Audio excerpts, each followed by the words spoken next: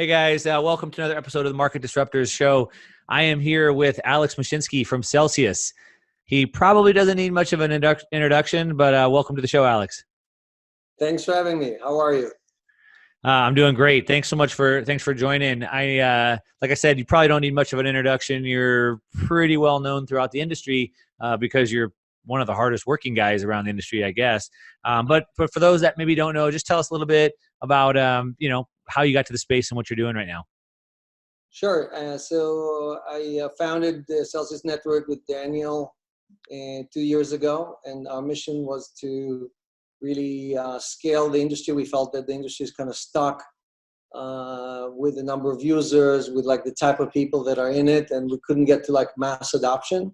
So we thought that if we created a product that acted in the best interest of the community and earned yield, we could bring 7.5 billion people to crypto, because that's what everybody's looking for. So we think that we found kind of like that, the magic utility that everybody wants, right? And I guess we're doing good because everybody's now trying to copy us. Coinbase and Binance and all these guys are now, even Charles Schwab stopped charging fees for, so it's like, so we're dragging everybody with us, but still Celsius pays 6-7 times more than everybody else.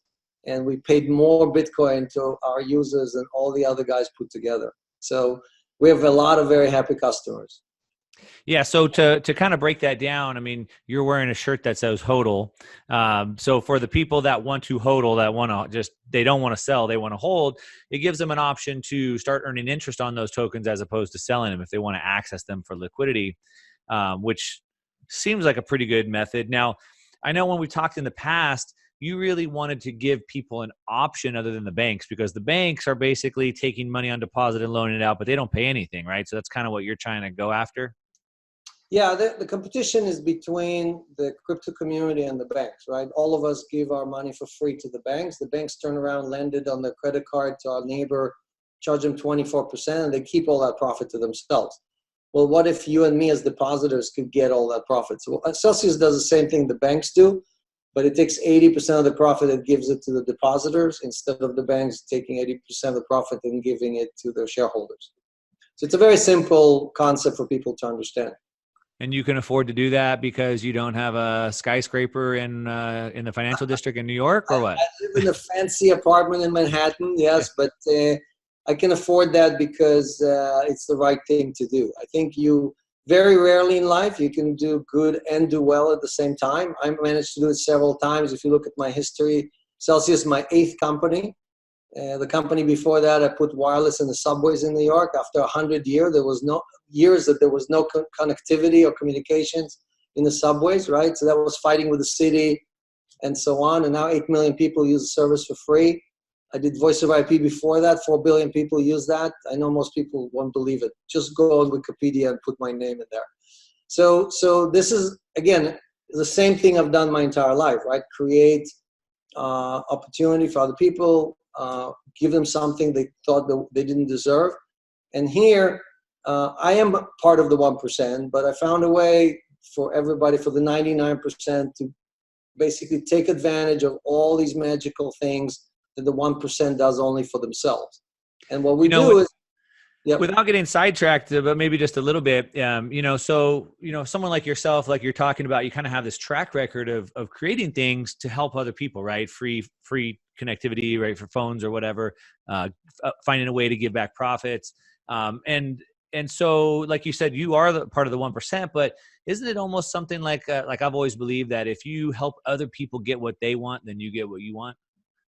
My parents, I was born in Russia, in the USSR, and my parents taught me from the first day that giving is receiving, right? And so I'm a giver, right? I was just born that way. I was brought up that way.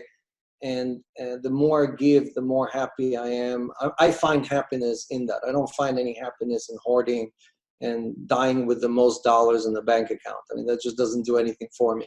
So I do well only because all these other people are doing well. And Celsius now has over $400 million in deposits. And we earn, again, 6, 7, 8% on that. If we keep 20% of that, that's enough to pay all the bills for the company. It's enough to pay my bills. Everybody's happy. Yeah, so let's talk about that. So it's been about 2 years since you launched, kind of like right in the crypto boom of 2017 or whatever. But even through the downturn, the bear market, you've continued to grow at a pretty rapid pace. What's the growth been like over the We last 2 continued years? wearing the HODL shirt, and it was very unpopular. People kept coming to me at conferences and saying, "Isn't it time to get rid of this HODL shirt?" Because Bitcoin went down from, I think, 16,000 down to 3,500. It was a very unpopular shirt. Now people are saying, "Where can I get this shirt? Alex, come on, Yeah. give me the shirt." So look, ups and downs, the hodlers stay hodlers, right? The people who sold out, as we know, always sell out at the wrong time, because when our emotions come to play, unfortunately, that's exactly what the traders prey on. They prey on fear, they prey on despair, they prey on you losing your faith. Yeah. And if you're a hodler and you're earning that 6 or 7% on top of it, that just gives you more comfort. It gives you that extra few months that sometimes you need to weather the storm. I'm curious, from someone like you who's kind of been in the technology niche, right, with VoIP, and you've been an early adopter, right? So you've been building it before it was popular. So you've kind of seen this play out before. And so we went through this bear market where a lot of people folded up shop or kind of just held back, but you pushed forward and built more, right? I mean, do you think, is that because you just believe in the industry and now it's kind of starting to pay off, or you're still building, waiting for it to come? Look, the early days of Voice over IP were just as hard. When we went out and tried to convince people that they can stop using their phone company and they can switch to this little company that no one knew back then, it was called Arbinet. And people laughed at us. They're like, "I'm never going to trust you. Who are you? You know, like, Right. you're nobody. And using this weird technology that nobody else has, you know, like, we can't trust you for anything." So it wasn't easy, right? But that, convincing people to switch from one phone company to another is definitely not as hard as convincing people to deposit money, stop depositing money with Citi or JP Morgan and giving it to you. So I think the bar is much higher, and that's why we have that slower adoption, right? If you look at the speed at which the internet scaled, we are scaling at 1/10 that speed. And part of what I'm dedicating the rest of my life to is really make sure that 7 billion people have access to this, because the banks are not going to change their way. The politicians are not going to change their way. The Fed just injected $280 billion in 2 weeks, right? They created, poof, $280 billion. No one had paid any attention to it. So No. when people are going to realize that all of that is hidden inflation that just eats away your money, right? You're only going to realize when it's too late. Yeah, if a caterpillar was eating your house, you would go to the exterminator and take care of it right away. Well, guess what? This caterpillar is eating your dollar and you're not doing anything about it. So yeah. I think, again, Bitcoin is the best doomsday insurance out there. It's the cheapest doomsday insurance out there. And anyone who does not have 1, 2, 5% of their money in it doesn't understand what's happening every day. Yeah. I'm curious. So like I said, you started in the peak of the boom, and then you built all through the bear market. But I've seen other people in the industry, Coinbase and others, like reporting good numbers, like good signups, we see a bunch of new wallets coming online, hash power super strong. But your business has continued to grow as well, right? So like, can you tell us a little bit like what the growth curve may have been like over the last, 18 months? Has it been kind of steady up, or did you take a dip? Are we on a big uptrend right now? So people are excited about Coinbase and Binance. Those are trading businesses, right? They go up and down in volume based on the hype of the trading. And we consistently make 6, 7, 8% on our AUM. And from day one, we had the same growth. We did not have slowdown. We tried to speed it up. We can't do that either. It's between 150 and 200 people every day. Wow. And we get between $2 and $3 million in deposits every day. Now, sometimes I can tell you, when Binance announced their lottery interest income and everybody went to their site and found out they can't actually earn anything, we got $14 million that day. And the next day we got like $9 million. So we definitely had a ramp up because other people were trying to copy us, but they didn't deliver, right? So, right. But consistently we do 2 to 3 million. Our average deposit is $20,000. The average Coinbase deposit about $1,000. So we have the cream of the crop of the crypto community. We have the hodler community. Yeah. The Coinbase, the Binance have the trader community, right? The speculator community. So these are different communities that have different behavior, and we serve different purposes, right? Our job is to protect, to create yield. We always represent the depositor. We don't represent the hedge fund. We're not a neutral player. I can assure you that Coinbase cannot look at you in the face and tell you, I'm always acting in your best interest, or Binance or anybody else. Right. So I heard something about a new milestone that was passed where you guys have reached a record of assets under management, AUM, right? Like something about 400 million or so. Yeah, we just crossed 400 million. And again, that that's puts you into some pretty rare air. I heard up in the top. I think you're probably at least one of the biggest funds in all of crypto, I would imagine at this point. I think it officially puts us as number 2, right behind Grayscale. So there were a few other people up there, and looks like we're sucking assets from everybody, right? So again, if you're not paying your customers for depositing assets with you, and we are, why would they keep the assets with you? Why wouldn't they switch them over, right? So I think we've proven over 2 years that we're consistent. We pay. The best thing is that we took the worst day of the week, which is Monday, and we made it the best day of the week because we pay interest Monday morning. Most of our customers wake up and there's interest in their inbox, just waiting for them. Yeah. And it just puts a smile on 50,000 people's faces every Monday morning. Yeah, that's great. So that's a great milestone. Congratulations on that. So, the business model of paying out, whatever, 4, 5, 6, 7, sometimes 9% interest is amazing. Almost too good to be true, right? I've talked about earning interest on stable coins and other cryptocurrencies, Bitcoin and stuff. And so I've got a lot of feedback from users. A lot of people just say, oh, Alex seems like such a great guy. I just trust him because I see him talking all the time. But realistically, nothing is risk-free in life, right? Doing nothing is not risk-free, right? As you already said, the worm's eating the house. If I leave my money in the bank, I know I'm losing money there. So we know there's risk, but I know some of it is counterparty risk. And so you're taking that money, loaning it out to earn income. Some of the things I've heard would be that you loan to Bitfinex, and Bitfinex is potentially going to be in trouble with the NY, AG over Tether and whatnot. What can you say about something like that? So we loan to about 180 institutions, and we loan to Bitfinex, we loan to many others. And for each one of them, we have a risk profile. So we don't lend anybody unless we onboard them. We do full KYC, ML. We get to see their balance sheet, and we get to understand what the risk is because we represent the community, right? If we make a mistake, we have to pay for it from our treasury and make the community good, right? So we have a counterparty risk. In this case, the counterparty would be Bitfinex, or would be a trading firm, and mostly hedge funds or other major Wall Street firms that trade in Bitcoin. And specifically to Bitfinex, we have seen assurances from them in the form of audited financials, in the form of their deposit on hand, in the form of their insurance, that make us feel that we can trust them with some of our assets. Now, we also borrow from them. So at any time, we try to balance that risk, meaning the amount that we give them, we may give them Ripple or we may give them Litecoin. Most people think we give them Bitcoin, but Bitfinex pays less than 1% a year on Bitcoin. So obviously we're paying 4.5%.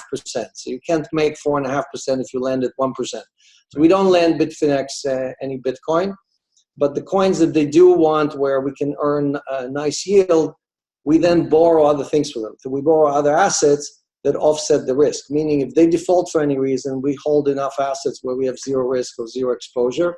And we do that with everybody. Like we lend and borrow from Galaxy Digital, for example, and at any time we have a net zero exposure in most cases with them and with other major institutions. Galaxy Digital is a public company. You can see their assets. So it's very easy for you to know, for you, meaning for Celsius, to know what's our risk exposure and manage that properly. So your bank, any bank that you deposit dollar with, does the same thing. if you happen to, the bank, for example, with Deutsche Bank, they'll leverage 50-1, meaning they took, for every dollar that you gave them as deposit, they lent out $50 out there. And so they have tremendous, we never have more than 1-to-1 leverage. So we are under leveraged compared to any bank or any major financial institution in the United States. So it would be hard for me to say we're less risky because we're not FDIC insured and we're not all these other things. But we're definitely much less leveraged than most of these guys you're talking about. Most of the other financial institutions that people think are safe havens. So really then, I mean, whether it's Bitfinex or any other number of people, I mean, it's always counterparty risk. So if I loan money to you, I know you and I've talked to you, but when I loan money to you and you loan it to somebody else, then I lose that relationship. And so whether it's Bitfinex or whoever, there's counterparty risk. And basically what you're saying is that you guys manage that, spread the risk around by 180 institutions, and then offset the risk with borrowing and lending. I guess that's the answer. Right. So we manage on behalf of 50,000 depositors. So like I said to you before we started recording, right? Any person can go open an account in Bitfinex and lend them XRP directly and earn 20% more than what we pay you out. Right? You can bypass us, go directly to any of these institutions, but you will have to create 180 the relationship. You're going to have to do KYC, ML, and all of them. You're going to have to manage the counterparty risk and everything else. So if you think about us just charging you 20% for that, I think that is definitely a reasonable it's a fair deal for both sides, right? That's what we're trying to say. What about regulatory risk? So that would be something also, right? So let's say that the regulators, whoever they may be, right, they're very unclear on what's going on. So they want to come in and freeze your accounts because of the cell token, or because you did business with Tether, or because any number of reasons. So what do you think about that risk?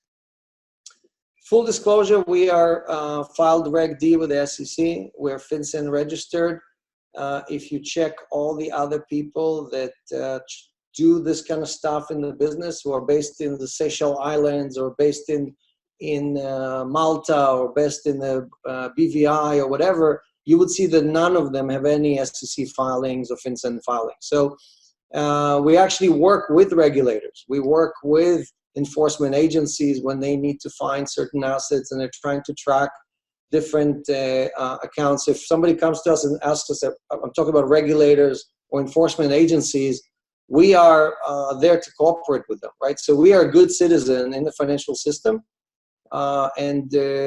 Unlike most of the projects in the crypto space, which did, like you've seen EOS recently paid $24 million fine, the reason they paid a fine is because they didn't do what Celsius did. They did not file a Reg D when they did their raise. If they did, they wouldn't be paying a $24 million fine. So we are the example. We are the highest standard in our industry today. Celsius is probably the only company, the only ICO in the United States that did not receive an SEC letter or an action letter or any kind of action. Knock on wood. Knock on wood. Look, we have a compliance department. We did KYC from day one. We didn't do KYC after we had 10 million customers and then we decided, oh my gosh, we forgot to do KYC, let's do KYC. And that's part of what slows our growth. I mean, we have 120,000 downloads and we only had 45,000 people that passed KYC. So we pay for it in the form of not admitting tens of thousands of people who either don't know how to do it or they get scared when we ask them for their social security or for their driving license. So it's not easy for us. It's not like, oh, look, KYC is so easy, right? We lose half of our customers because of that. But compliance and protecting our community, right? Making sure we don't admit any bad apples, because that's, again, I represent the community. If I screw up for the community, I will lose everybody, right? So our job, and that's why we're only promising mid-single digits. We're not trying to get you 20%, right? So we're trying to balance the risk with providing great security blanket for the entire crypto community that uses us. So if I'm a potential user and I'm looking at this and saying, shoot, I'd like to make some percent return on my crypto or stablecoin, and I want to do my due diligence or whatever, what would you say is the number one risk that I should be watching out for? So look, you don't have to trust us at all. You can verify all of our assets. You can verify the loans we've issued. You can verify, are we giving back 80% or not? There's many different online forums that do that every day. If you go to the Celsius Network Telegram channel, that is managed by the community. If you go to celsius.com, that is a website that is managed by the community that basically reports as a separate independent party on what Celsius does. We report as well. You can go to our website and see all of our wallets and what do we have there, but you will see a lot of stats that are not available on our site in those other communities where people got this either because they tweeted something or they got it because they did deep research on all the wallets and they saw where the coins went and so on. And, they ask very hard questions. You can see them asking us, poking us and saying, well, this number is not exactly what you said, because it's not exactly 80%, right? Sometimes it's 79.6 and sometimes it's 82.2, right? The numbers fluctuate, but we try to keep it at that 80% level of giving back to the community. So all these things are, the question is Celsius acting in the best interest of everybody in our community? Or is Celsius treating different people differently? Is Alex stealing all the coins for himself? Things like that are real questions, because unfortunately in our industry in the last 10 years had a lot of examples of bad actors, right? So I don't discount your question or the listeners' questions, because these are critical issues, and it takes institutions a very long time to build trust, and I don't expect people to trust me overnight. We have to deliver. For some people, we may have to deliver for 10 years before they trust us. Right. Yeah. Well, I mean, the longer that you do, like you said, building that reputation is what it takes. So, and like I said, I mean, there's always going to be risk in something, and there's risk leaving your money in the bank as well. So it's just important for everyone to do that. And I just was hoping to get some framework like you've given for people to look at different platforms. I think what's interesting is most people probably don't realize is that if they leave any of their coins on exchanges, it's probably already happening to them without them even knowing it. Right? Yes, most people don't know that exchanges use their coins to make tremendous amount of profit. Again, I don't want to pile on just on Binance, but if you take the amount of profit that Binance makes, right, and you look at how much they made from trading fees, there's a huge gap there. And that huge gap is money they made from front running, from rehypothecation, from all these things that they do, from arbitrage, from all these things that they do using your coins. Now, very recently, like 2 weeks ago, 3 weeks ago, they announced they're going to start paying interest. Well, they're paying only to 200, the first 200 people who press the button on the computer, right? So it's like an auction. They only have $1.7 million worth of deposit that they take every 2 weeks, which is about 200 people, and they have 2 million customers. So how exactly is everybody going to get a return interest? So again, it's just a gimmick. It's more of like a promo to try to keep people from leaving the exchange. But I called CZ on it, right? I asked CZ to do just a good job for his depositor as it does for himself, hoarding BNB and paying himself all those dividends. Yeah. I'm curious. One more thing, you had mentioned that you have like a Treasury Fund, and if one of your positions took a loss, you'd have to come out of the Treasury Fund. And so you've already talked about how you kind of distribute about 180 different borrowers, and then you have the Treasury Fund to kind of back up a potential loss. Is that the way it kind of works? I mean, are people kind of have some faith that maybe we can see the Treasury funds and we know that you're willing to take a little bit of a loss before you pass it on to everybody else, socialize that loss? Yeah, so, I tweeted that a few weeks ago. I said, while other exchanges are socializing losses, we're socializing profits, right? We're socializing dividends. So we have not had to socialize anything besides interest distribution every week since we launched for almost 2 years, right? Every Monday, like a clock, we pay interest.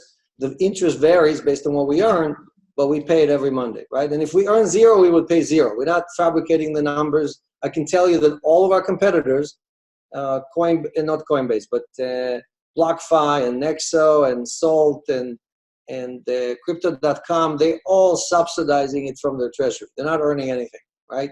So, and the BlockFi specifically said that publicly on Block TV. admitting, oh yeah, we just use our investors' money to pay your interest. So those are not sustainable business models, right? I mean, what Celsius did is we invented this business, right? We basically engineered a solution that did exactly what the banks do, but the opposite. It gave all of that profit back to the depositors, right, versus the shareholders. And because of that, there is such traction and there's such a commitment from these depositors to give us more and more capital to manage. So yes, we take out of that 20%, we pay salaries, we pay all of our expenses, and whatever is left, we're putting into a pot that is used to protect users in case we do make a mistake. And any loss we have, if we have it in the future, will come from that first, and only if there's not enough there, then we will have to socialize some of those losses. But we plan never to get there. We also have protection, like we have insurance, and we have other things that help us protect many layers before we hit anything that has to do with depositors. All right. Now, I know, so I kind of dug into some of the risks and the problems, and I appreciate you taking the time to answer that. I did think I think I saw recently that Litecoin or Litecoin Foundation had asked you to actually manage some of their funds. Yes, we announced that they selected us for the treasury management. They also recommended us to their community. So they basically went out and said, look, we looked at all the players. We think Celsius is the best solution for our community. And again, our job is to make sure that we give enough income to the Litecoin Foundation that they can perform their task, right? I mean, when they deposit these coins with this or that exchange, they get nothing back, right? And suddenly now they have enough income where they can pay the salaries, they can pay some of the developers, and all that is great for the foundation, right? So I think this is the kind of stuff that I think our industry needs to do more, where we all help each other instead of replacing the banks with new toll collectors called Binance or other guys who just keep taking money out and giving it to Wall Street folks, right, or to investors. How about we redistribute all that value internally? So I think nothing I'm saying is new or different. It's just that no one is doing it. Everybody around us is a toll collector, and they catch us on the way in, right? They charge us 4 or 5% to buy the Bitcoin. They catch us on the way out. They catch us when we trade. Every time we make a move, we have to pay a VIG to some landlord who is taking that money out and giving it to the VC or the investor or the whatever. It's never back to the community. The model Celsius created, almost all of it is going back to the community. Now, I would think that, as you said, everybody's kind of jumping in. Everybody's doing it, maybe behind the scenes without transparency. Everyone's jumping into it. You're obviously growing. Celsius is growing at a very rapid rate. I would think at some point, like the larger you get, the larger the industry gets, the harder it gets to get that yield. Is there some risk there? Like maybe there's a ceiling on the business, or your business becomes more risky as you get to a larger AUM? That's a great question, because the question is, do you believe in the vision, right? I mean, do you believe that cryptocurrencies are the future? I mean, are they going to replace fiat currencies? If you believe that, then there's nothing to worry about, right? There's enough room here for growth for 10 Celsius. Or the question is there enough to put $1 trillion out at 10% interest or whatever? So look, there's no question. I said that publicly before. If we start managing tens or hundreds of billions of dollars or $1 trillion, the yield will come down. It's not going to come down to zero. It's always going to be more. I guarantee you, it's going to be more than the Fed rate. But it's not going to be 8 or 9%. I agree with you. So, and again, it's a balance between stable coins and crypto, right? So right now, our biggest asset is Bitcoin. It's probably like something like 55%. Then another 30% is stable coins. And then we have Ethereum and everything else, right? So, and I expect next year that we will have more stable coin than Bitcoin actually on deposit, right? So for many people, we represent an alternative to the bank. They still don't trust the Bitcoin network. They don't really understand what Ethereum stands for. So they've, like we want to be that safe ground where they can still keep one leg at the bank and they can keep one leg on a stable coin and they can get comfortable with the rest of the cryptocurrencies, right? But they don't have to jump into Bitcoin and have all that volatility and everything else. And that's fine. That's what no one else is doing, right? So So if we can do that, we can bring 100, 200, 300 million people to be comfortable with all of that. Then it's very easy to convince them. It's much easier to convince them to put 5 or 10% of their money in Bitcoin as well. So we're just looking at it a little bit differently. We are a decentralized company with centralized services, right? We own both sides of it, unlike DeFi companies who are purely decentralized and they can only serve people who are 100% in crypto, right? So all these things are things that we look differently and behave differently, because to bring the next 100 million people, you can't do what you did in the last 10 years. You have to do what you need to do in the future. Yeah. I'm curious, someone who, with your experience of building in the technology space, switching gears just a little bit, I mean, what do you think, like some of the big challenges we have to really getting this adoption? You mentioned how it's, much harder to get someone to use Bitcoin than it was to use the VoIP. Where do you kind of see that adoption roadmap happening in the next, year, 5 years, whatever? So if we have a doomsday scenario, right? If something really, really bad happens, everybody's going to head out to the exits at the same time, right? And you're going to have just a mass adoption. Anyone who's in this business is going to have a flood of inbound. It's like trying to catch 10 different balls at the same time, right? That's what's going to happen. So in that scenario, we all know everything is wonderful.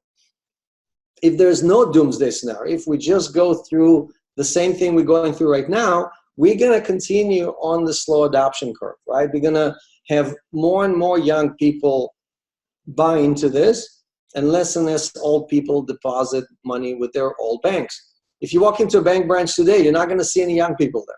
We know who's putting all the money in the bank. So we have to have the generational transition, and that's going to take a very long time. And I'm ready for it. I'm in no hurry. I'm not like, oh my gosh, I have to do an exit. I have to go on NASDAQ and go public and sell this to investors. The opposite. We're doing the opposite. We're trying to bring as many retail people from all over the world. We have depositors from all over the world, right? 150 countries, only 35% is Americans. We have it looks like the governments may want to be stepping that timetable up. I mean, we see China right now really trying to push their own crypto, and I think the U.S. probably wouldn't be too far behind. And so all of a sudden now people go, well, shoot, if all the money's crypto, what's the difference between this USD or China or yuan or Bitcoin? So maybe they'll do some of the marketing and work for us. Maybe. I hope so, but I still think people will trust the JP Morgan coin much more than they'll trust a Celsius coin or Bitcoin or anything else. So I think, look, the U.S. government, I think I said this several times before, but the U.S. government loves anything that's denominated in dollars. Yeah. They don't like anything that's denominated in something else, right? So they don't like the Bitcoin. They don't like the Ethereum. They kind of frustratingly let it be, because it's a nuisance. It's just this little thing that is nothing, right? I mean, when you think about the fact that close to 90% of all the trade, international trade, is denominated in dollars. I mean, the entire volume of Bitcoin is nothing. It's like a few hours worth of international trade. It's not even 1 day of international trade. So it's nothing. It's completely irrelevant. But if suddenly trade starts being denominated in these cryptocurrencies and becomes a threat to the United States dollar, there's no two ways about it. They're going to shut it down because they don't want anything to compete with the dollar. So I think the stable coins, especially the ones denominated in dollars, are, again, a bridge to get into that world. It's not going to be, the U.S. is not going to let China with its new cryptocurrency go and take over the world. They're just not going to let that happen. So I think, just like they're not going to let Libra happen, they're not going to let the Chinese or the Indian or anyone else. It's fine if they use it internally, but the minute they try to go and denominate oil or gold,